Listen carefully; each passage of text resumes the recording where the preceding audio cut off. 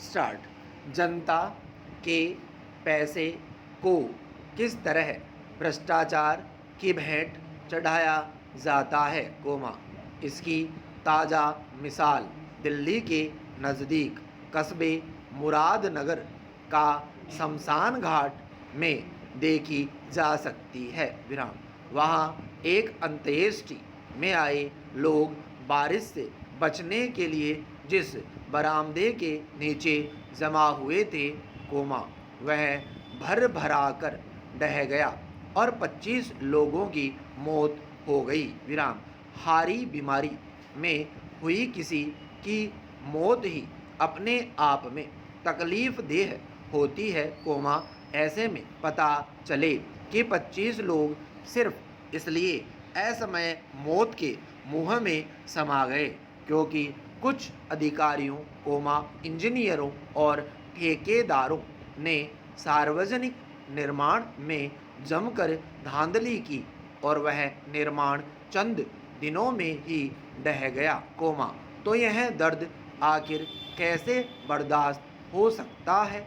विडंबना यही है कि इस दर्द को आज़ादी के 7 दशकों बाद भी सरकारें समझ नहीं पाई है, अन्यथा दुर्दांत हत्यारों को जिस तरह मृत्युदंड दिया जाता है, उसी तरह भ्रष्ट इंजीनियर ठेकेदारों को भी ऐसी कठोर सजा मिलती जो और के लिए सबक बनती। पैरा। मुरादनगर हादसे के बाद यदि यह देखकर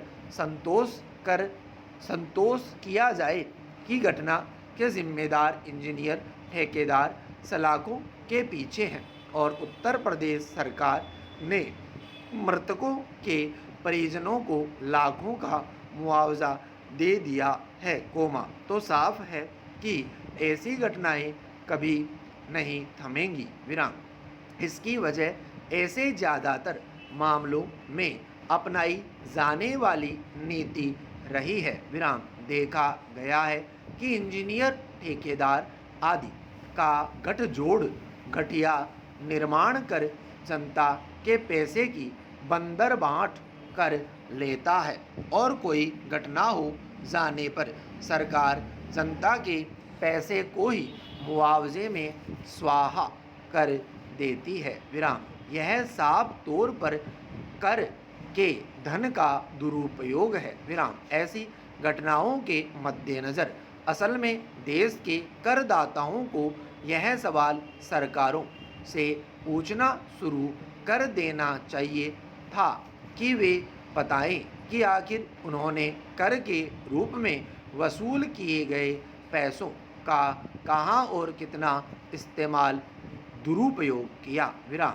जिस तरह स्कूल, सड़क, पुल, अस्पताल और अन्य तमाम सार्वजनिक निर्माणों में घटिया सामग्री का इस्तेमाल भ्रष्टाचार है, उसी तरह मुआवजे की नीति या राजनीति भी अपने आप में भ्रष्टाचार है।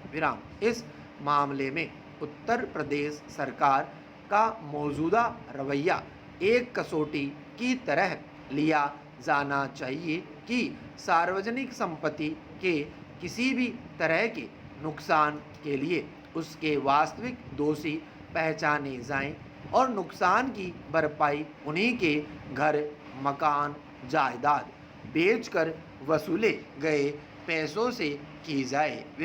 बल्कि इसमें एक कदम और आगे बढ़ाना होगा और निर्माण ढहने के कारण मृतकों के जिन परिवारों के सदस्यों को नौकरी का वचन सरकार दे रही है, तो वे नौकरियां उन्हें भ्रष्ट अधिकारियों, कर्मचारियों को हटाकर दी जाए जो ऐसी घटनाओं के लिए जिम्मेदार है।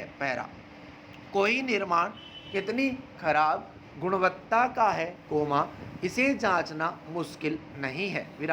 किसी भी सरकारी इमारत, पुल, सड़क या अस्पताल को बनते हुए देखने पहुंच जाइए, तो साफ पता चल जाता है कि सीमेंट, लोहा, बजरी की बजाय निर्माण सामग्री में रेत ही रेत भरी पड़ी है विराम। लेकिन इंजीनियर सरकारी बाबू और ठेकेदार का गठजोड़ इतना मजबूत होता है कि निर्माण की गुणवत्ता मजबूती जांचने और उसे पुख्ता बताकर पास करने वाली टीमों को शायद ही कभी कोई कमी नजर आए विराम। लगभग पूरे देश में यह एक बेहद आम शिकायत है कि नगर पालिकाओं से लेकर स्थानीय स्तर पर सांसद कोष विधायक कोष सहित राज्य व केंद्र सरकार की मदद से विभिन्न पंचायतों में करवाए जा रहे निर्माण कार्यों में जमकर धांधली होती है विराम। शहरी इलाकों के अलावा अक्सर ऐसी शिकायतें विभिन्न पंचायतों के ग्रामीण संबंधित क्षेत्र के विकास अधिकारियों से करते हैं लेकिन भ्रष्टाचार में शामिल अधिकारीगण शायद ही कभी मामलों की तह में जाने की कोशिश करते हैं विराम। धांधली की शिकायत पर कार्रवाई नहीं होने से ऐसे लोगों के हौसले बुलंद हो जाते हैं विराम। शिकायत की अनदेखी होने से निर्माण करवाने वाले ठेकेदार बेखौफ हो जाते हैं और निर्माण में जमकर घटिया सामग्री का प्रयोग करते हैं विराम।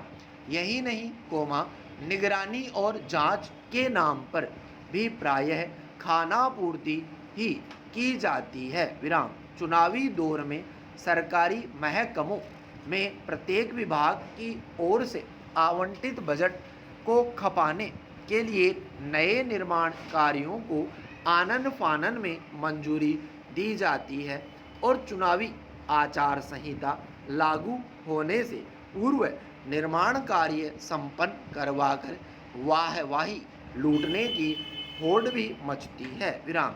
ऐसे में गुणवत्ता की जांच को नज़रअंदाज कर दिया जाता है विराम। पैरा देश का शायद ही कोई इलाका ऐसा हो जहां किसी सार्वजनिक इमारत के निर्माण के कुछ ही दिनों बाद चार दीवारी गिरने शौचालय की टाइलें टूट जाने भवनों का प्लास्टर उखड़ जाने से लेकर जरा सी बारिश में सड़क बह जाने पुलिया के ढह जाने और सड़कों पर गड्ढे हो जाने की शिकायतें नहीं आती हो विराम।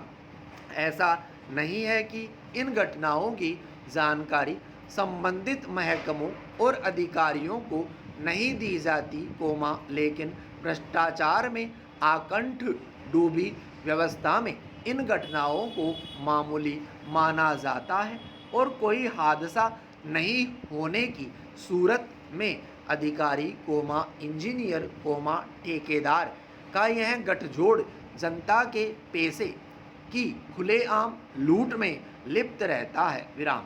उसके इस रवैये की एक बड़ी वजह भ्रष्टाचार रोकने के इंतजामों की नाकामी और दुर्घटना की सूरत में दबाव में आई सरकारों की मुआवजा लुटाने की नीति होती है विराम।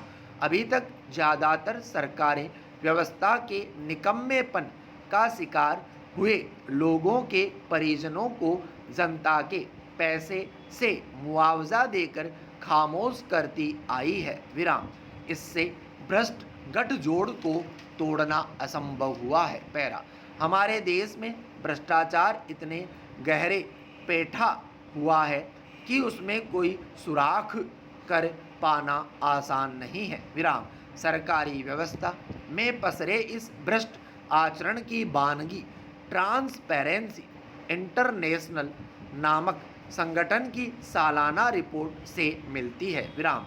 पिछले साल नवंबर में जारी इस संगठन की रिपोर्ट में बताया गया था कि भ्रष्टाचार के मामले में भारत की स्थिति एशिया में सबसे खराब है विराम। यहाँ घूसखोरी की दर 39% है विराम।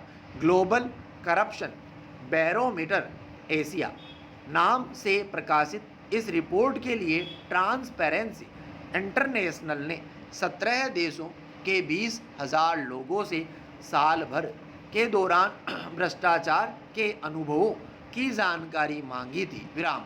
रिपोर्ट के मुताबिक हर 4 में से 3 लोगों का मानना था कि उनके देश में सरकारी भ्रष्टाचार सबसे बड़ी समस्या है। विराम। हर 3 में से 1 व्यक्ति अपने सांसदों विधायकों को सबसे भ्रष्ट व्यक्ति के रूप में देखता है, क्योंकि वे ही सरकारी व्यवस्था के भ्रष्टाचार को प्रश्रय देते हैं। विराम। स्टॉप।